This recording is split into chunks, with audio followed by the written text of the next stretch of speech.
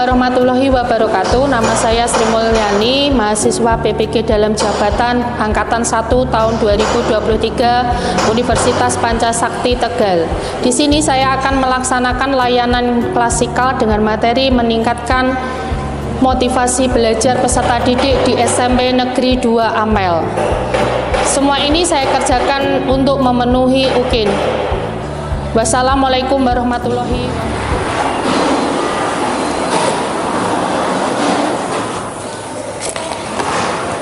Assalamualaikum warahmatullahi wabarakatuh.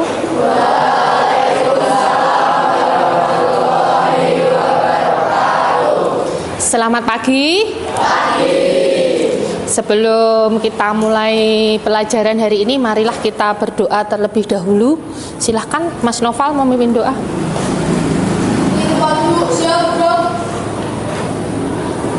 Berdoa mulai.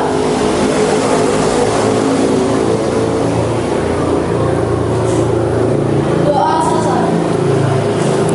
Terima kasih. Bagaimana kabarmu hari ini? Baik. Ada yang sakit? Tidak. Tadi malam belajar? Belajar. Oke, sebelum itu kita absen dulu ya. Alfian Akbar Stianto, silahkan angkat tangan. Ya. Andrea Christian Alvaro, Ciara Nanda Anggraini, Danang Riva Ramdhani, Davi Deo Daniel Darmawan, Zainal Mutakin. Ya, jadi satu orang yang tidak hadir hari ini itu Elkana ya. Oke, hari ini nanti akan melakukan layanan bimbingan klasikal. Layanan bimbingan klasikal itu jadi layanan bimbingan yang diberikan kepada lebih dari 30 orang. Seperti saat ini. Biasa sebelum kita mulai layanan bimbingan klasikal, kita pakai yel-yel dulu. Ayo Mas Noval, dibantu untuk yel-yel dulu. Yuk. Semua berdiri.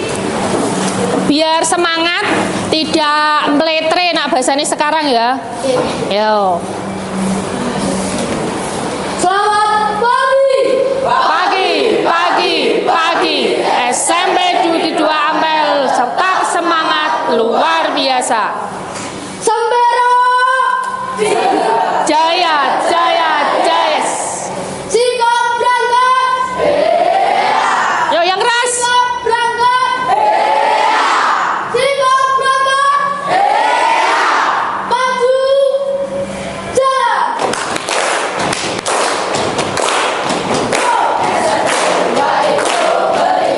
Prestasi terampil berbudaya banter. Jadi tunas bangsa. Yang keras. Prestasi Terampil berbudaya menjadi tunas bangsa. Sembara. Bisa. Tepuk tangan. Terima kasih, tetap berdiri ya, tetap berdiri karena Bu Sri nanti punya satu permainan yang membuat nanti kalian lebih semangat lagi. Siap untuk mengikuti permainannya? Ya, jadi nanti permainannya adalah tembak lawan kata. Nanti yang saya tembak berarti menyebutkan lawan kata. Kemudian ke berikutnya menembak temannya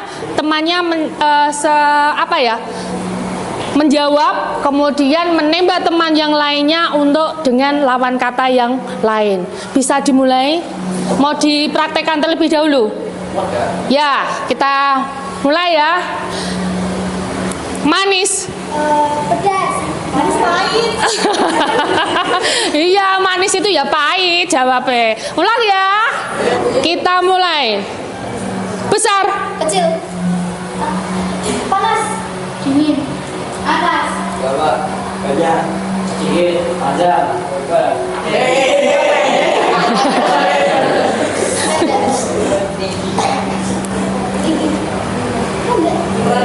Ya. Sulit.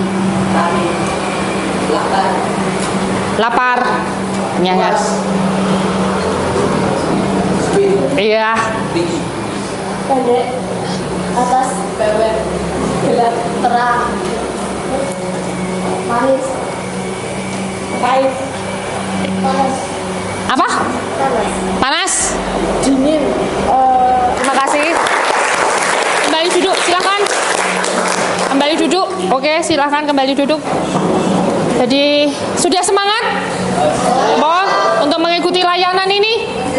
Ya, sekali lagi saya katakan ya, hari ini kita akan menggunakan layanan bimbingan klasikal dengan tema meningkatkan motivasi belajar peserta didik. Sekarang saya tanya dulu, tadi malam yang belajar siapa? Wow, berarti semua belajar ya? Kemudian yang sudah jelas punya cita-cita, tunjuk jari. Kalau punya cita-cita nanti ke depan mau jadi apa? Tunjuk jari. Ya. Tanah mau jadi apa, Tanah? PNS. Iya. Kenapa kamu memilih jadi pengacara? Karena aku bisa membantu orang yang kalau salah pidana, kayak salah tangkap gitu aja. Korban. Jadi kalau ada yang sebenarnya tidak bersalah tetapi dia ditangkap, kamu bisa membela. Yakin yang membela yang seperti itu, bukan karena jadi pengacara seperti yang di TV-TV, misalnya kayak Hotman Paris itu karena mobilnya banyak, perhiasannya banyak, tidak ya? Semoga saja seperti itu. Kita amini ya. Jadi hari ini nanti kita akan belajar tentang motivasi, meningkatkan motivasi belajar. Jadi nanti Bu Sri akan menayangkan PPT, kemudian yang kedua ada video, kemudian nanti kalian akan saya bentuk kelompok. Jadi nanti ada 4 kelompok, kemudian nanti satu kelompok itu mendapat satu tugas pokok bahasan untuk didiskusikan.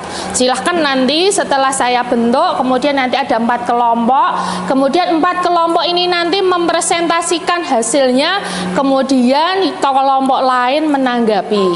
Setelah kelompok lain menanggapi, selesai 4 kelompok, kemudian nanti ada salah satu yang membacakan hasil kesimpulan hari ini. Sudah siap ke tahap berikutnya? Sudah, oke. Kita lihat ya. Jadi hari ini itu akan belajar apa?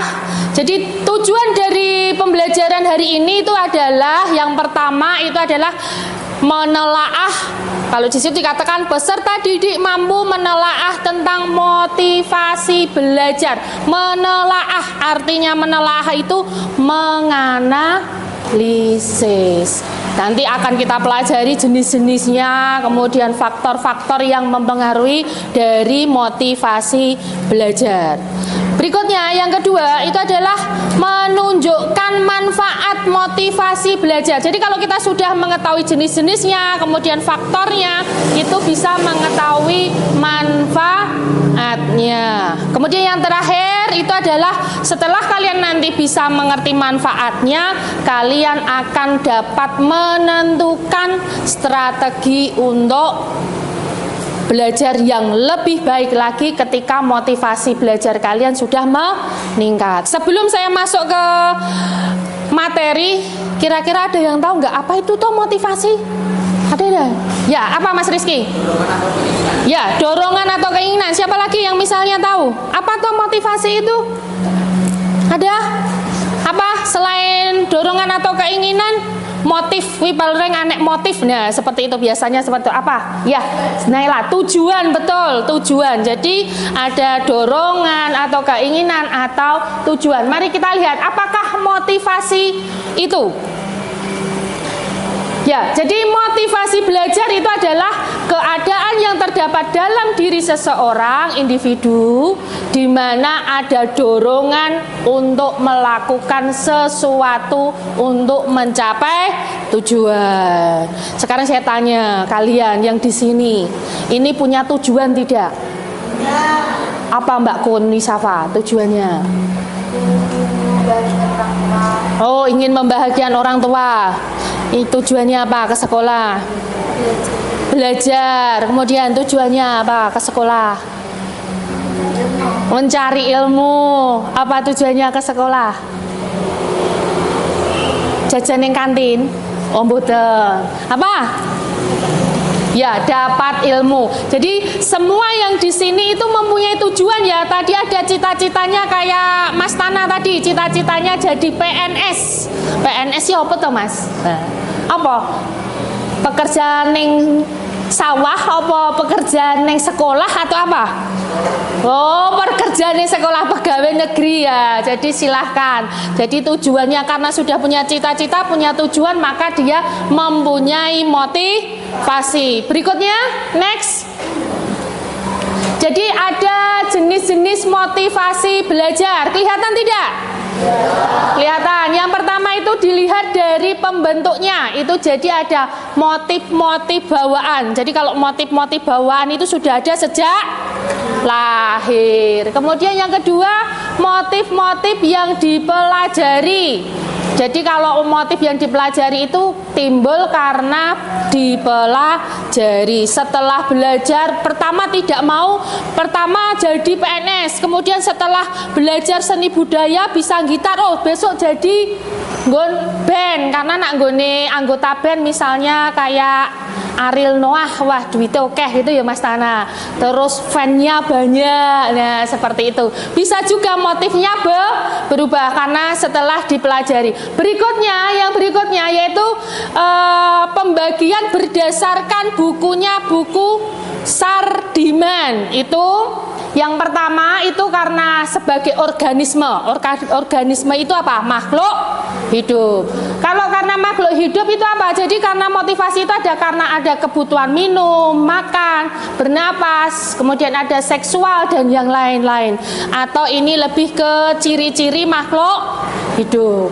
Kemudian kenapa kok senyum-senyum? Karena ada itu tadi ya, kata-kata seksual. Seksual itu bukan kok hal-hal yang seperti yang dipikirkan Mas Rizky ketorong guyung-guyu ini ya.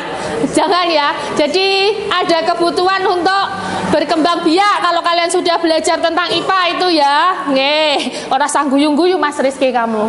Kemudian berikutnya itu adalah motif-motif darurat. Jadi ada untuk menyelamatkan diri, dorongan untuk membalas dan sebagainya. Kemudian ada motif-motif berdasarkan objektifnya. Yang pertama itu adalah motif jasmani dan rohani. Jasmani apa? Berarti badan.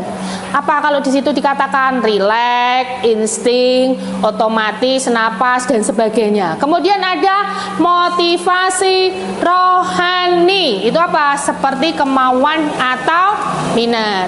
Kemudian yang terakhir itu ada motivasi ekstrinsik dan intrinsik. In berarti dari dalam, X berarti dari luar. Kalau di situ dikatakan jika intrinsik itu terjadi aktif, berfungsi dan tidak perlu dirangsang oleh luar karena dalam diri setiap individu sudah ada dorongan untuk melakukan sesuatu.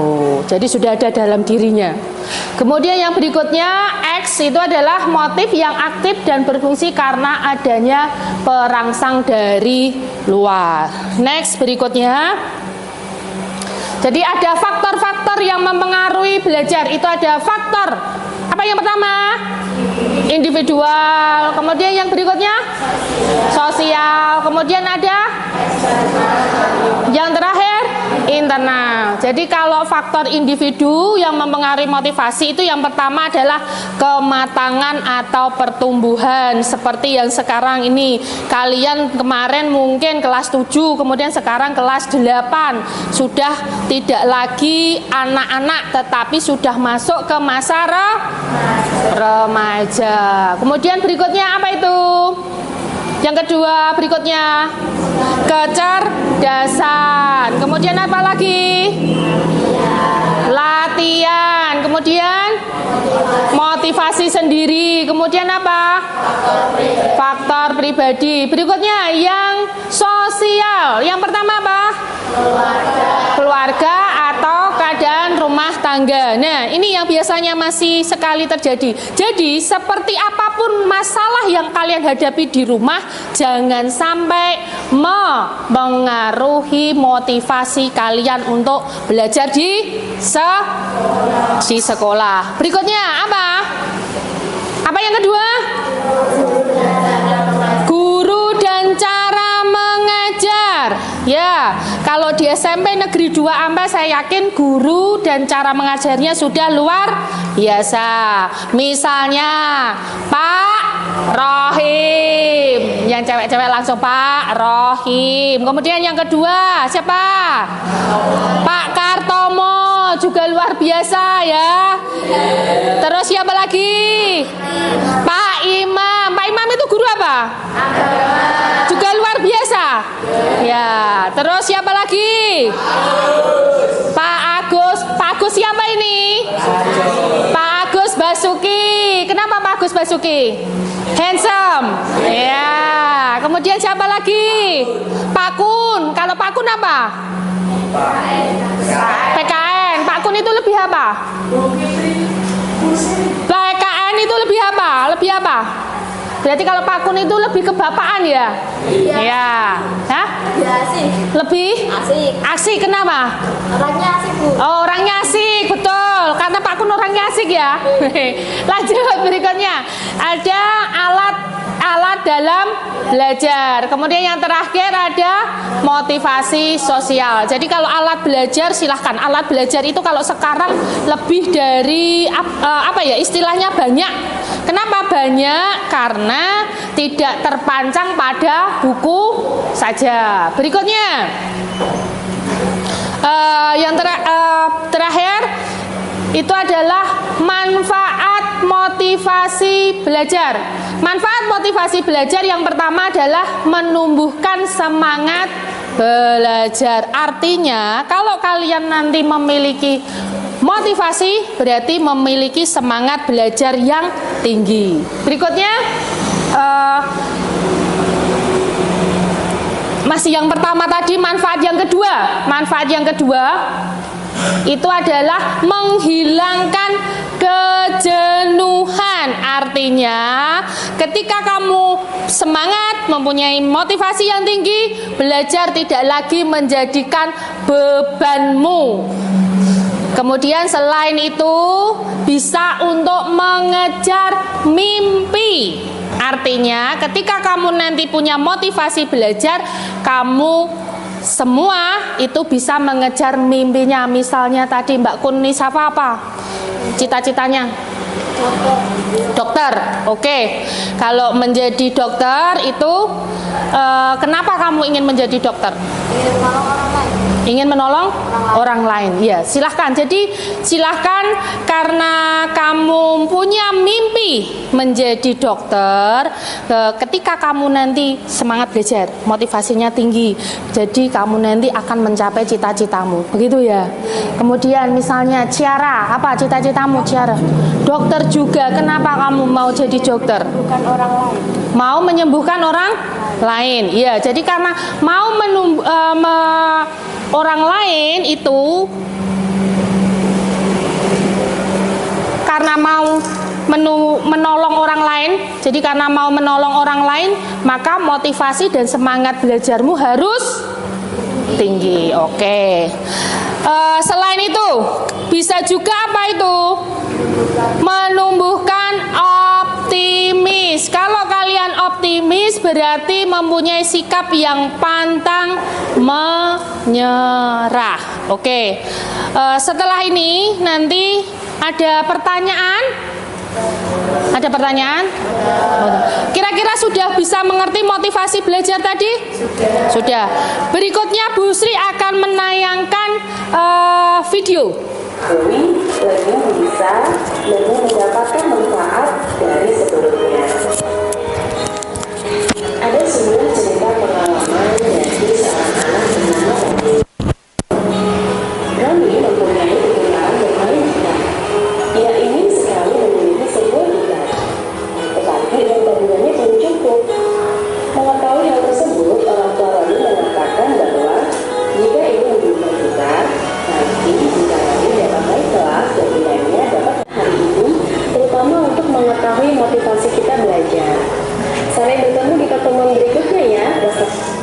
Ya, jadi terakhir terakhir itu kita bisa lihat itu, jadi ada kata motivasi harus selalu ada dan dipelihara agar senantiasa hidup menggelora di dalam jiwa kita selamanya. Kalau kita kehilangan semangat, nih ya, kalau kehilangan semangat, badan rasanya lemah, malas, tidak bergairah, tidak berdaya, bahkan merasa tidak berharga.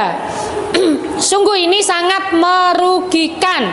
Jadi motivasi sangat diperlukan untuk keberhasilan seseorang dalam belajar.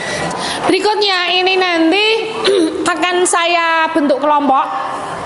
Jadi nanti ada 4 kelompok. Nanti akan saya minta kalian berhitung 1, 2, 3, 4. Kemudian orang berikutnya kembali 1, 2, 3, 4 dan seterusnya. Sudah siap? Oke. Yuk kita berhitung mulai dari kamu, Mbak. 1, 2, 3, 4. Ya, jadi ada 4 kelompok ya. Silahkan yang mengucapkan kata tadi berhitungnya 1 di sebelah sini, kelompok 2 di sebelah sini, kelompok 3, kelompok 4. Yo, silahkan berputar. Semuanya perhatikan, Pon. Untuk kelompok 1 nanti pertanyaannya adalah jelaskan jenis-jenis motivasi belajar yang kamu ketahui. Kelompok 1 sudah tahu. Pertanyaannya ditulis, kemudian hasil diskusinya nanti ditulis di kertas ini ya. Berikutnya kelompok 2 tugasnya adalah jelaskan apa saja faktor yang mempengaruhi motivasi belajar kamu. Ya, kelompok 2 silahkan nanti ditulis di kertas ini. Kemudian kelompok 3, apa kelompok 3 itu adalah manfaat dari motivasi belajar. Silahkan pakai bahasamu. Oh iya 4, lupa. Berarti 3 ya. Kelompok 4 yang terakhir itu adalah menentukan strategi cara meningkatkan motivasi belajar. Pertanyaannya ditulis, kemudian nanti hasil diskusinya kita baca, dipresentasikan ke depan, semuanya saja. Bu Sri kasih waktu 5-10 menit untuk diskusi. Kemudian nanti langsung presentasi. Silahkan dikerjakan.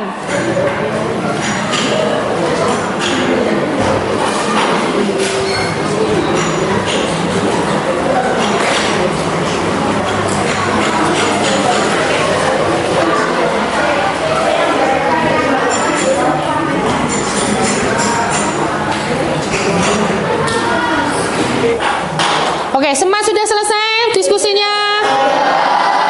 Oke, siapa yang mau presentasi terlebih dahulu? Oh, semuanya mengangkat tangan. Oke, karena semua mengangkat tangan, kita mulai dari kelompok 1. Yuk, dimulai. Perkenalkan, nama saya Noval. Saya ingin membacakan hasil diskusi dari kelompok 1.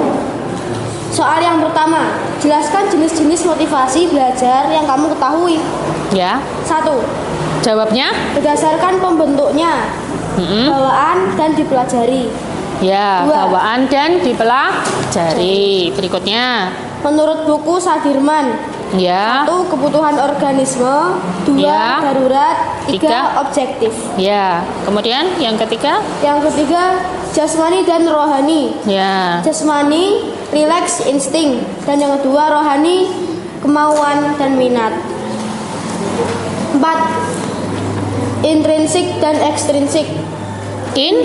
Berarti dari? Tidak perlu dirangsang dari luar. Ya. Dan ekstrinsik karena adanya perangsang dari luar. Ya, sebentar sebelum kita akhiri dulu. Ada yang mau menanyakan dari hasil diskusi kelompok 1 atau ada yang menyanggah? Atau ada yang menambah? Kelompok 3? Boten. Kelompok 4? Boten. Kelompok 2? Kelompok 1? Boten. Tepuk tangan untuk kelompok 1. Kemudian ya, terima kasih. Kemudian untuk hasilnya silahkan ditempel di papan tulis, kemudian menggunakan lakban, ya. Berikutnya yang kedua.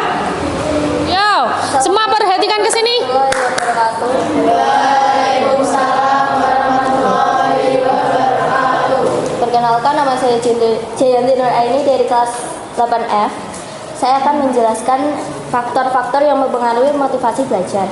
Yang pertama, faktor individual, yaitu kematangan atau pertumbuhan dan faktor pribadi. Yang kedua, faktor sosial, yaitu keadaan rumah tangga serta guru dan cara mengajarnya. Yang ketiga, faktor eksternal, yaitu faktor keluarga dan faktor sekolah. Yang keempat, faktor internal, yaitu faktor psikologis dan faktor kelelahan. Berikutnya kelompok 3. Ya. Mas Rizky, ya. Perkenalkan, nama saya Muhammad Rizky Ramadan dari kelompok 3. Saya akan menjawab soal nomor 3. Jelaskan manfaat motivasi belajar bagimu. Ya. Jawaban hasil diskusi. 1. Ya. Tumbuhkan semangat belajar. 2. Hilangkan jenuh. 3. Mengejar mimpi. 4. Menumbuhkan optimis. 5. Pantang menyerah. Berikutnya kelompok yang terakhir, kelompok 4, yo. Untuk masalah yang keempat, Mas Hafiz Kurniawan, yo. Assalamualaikum warahmatullahi wabarakatuh. Yo, semua memperhatikan ke sini. Perkenalkan, saya Hafiz Kurniawan, perwakilan dari kelompok 4. Soalnya adalah buatlah strategi belajar yang dapat meningkatkan motivasi belajarmu. Hasil dari diskusi: pertama, pilih metode belajar yang tepat. Kedua, memaksimalkan fasilitas pembelajaran. Ketiga, memanfaatkan media belajar seperti menggunakan HP, komputer, laptop, dan lain-lain. Keempat, meningkatkan kualitas guru seperti belajar dengan guru les. Kelima, evaluasi pembelajaran.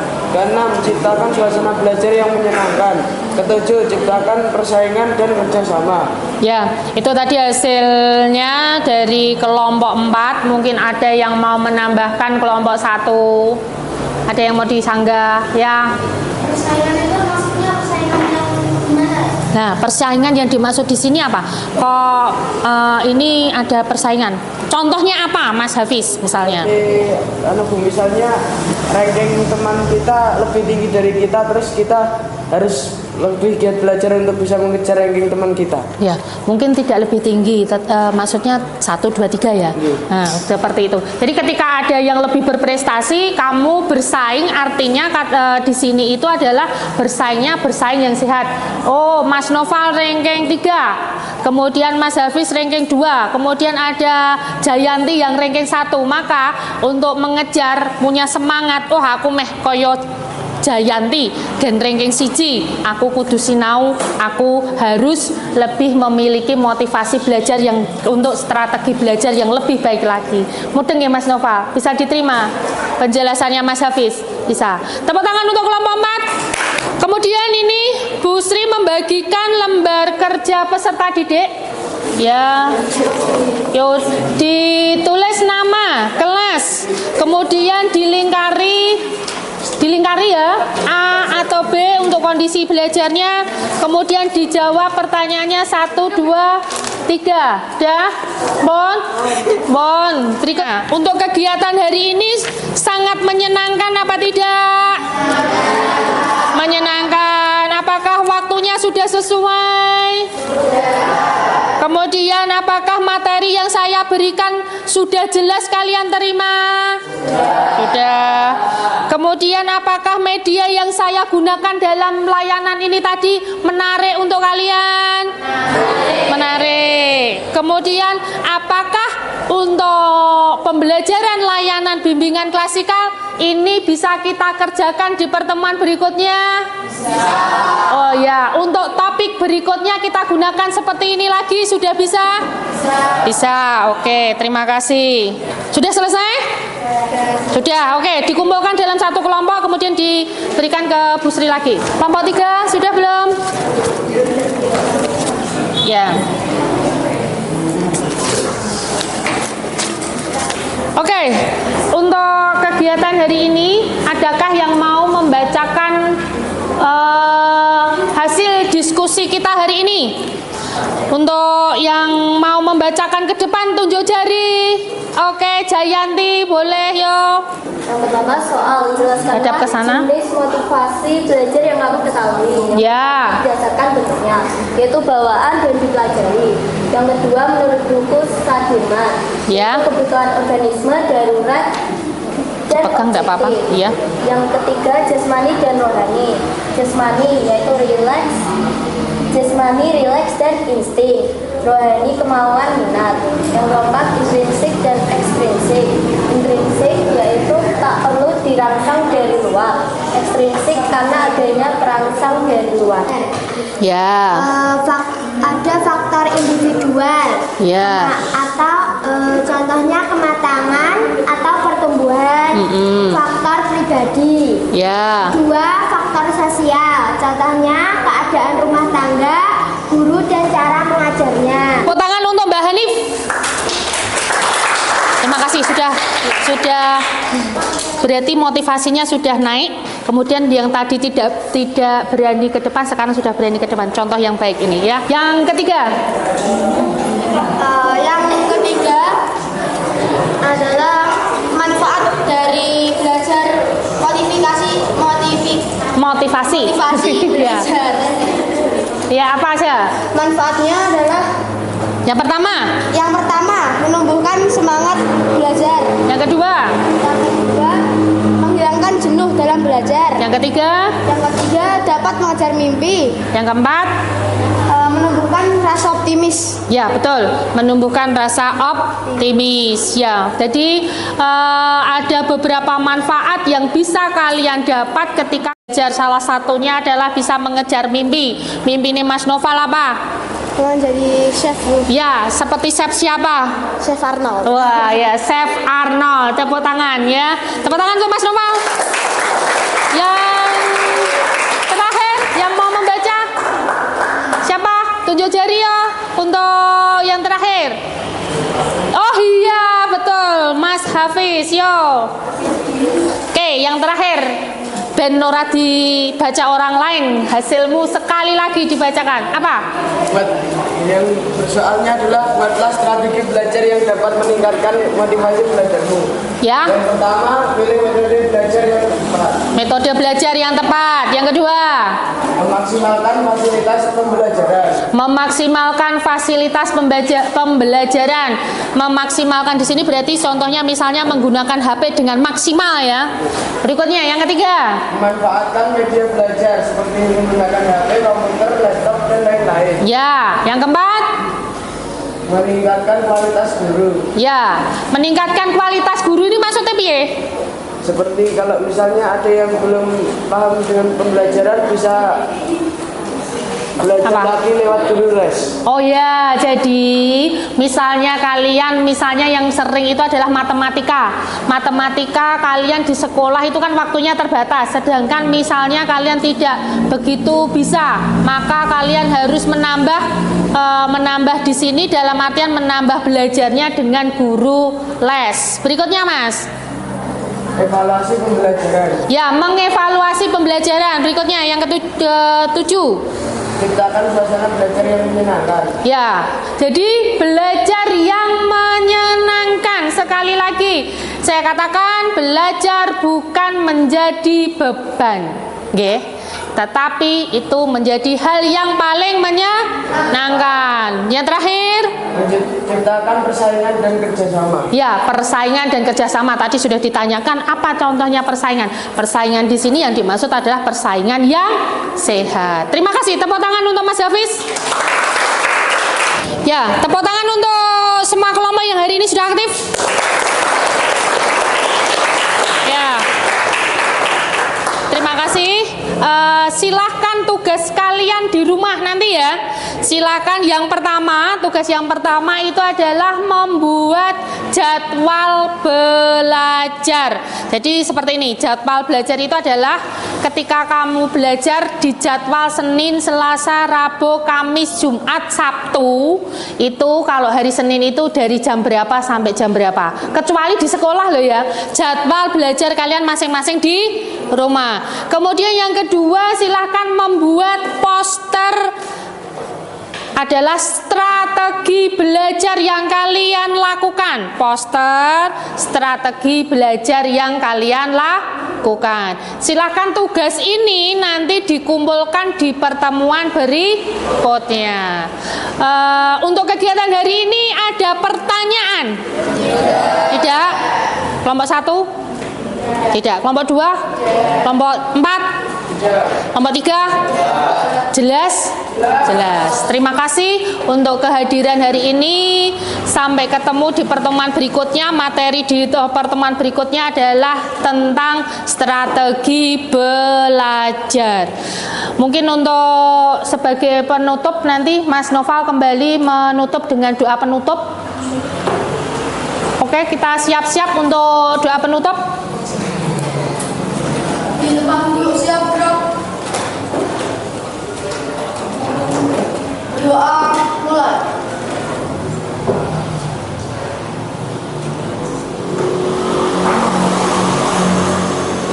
Doa selesai. Terima kasih, selamat siang. Akhir kata, wabillahi taufik wal hidayah. Wassalamualaikum warahmatullahi wabarakatuh.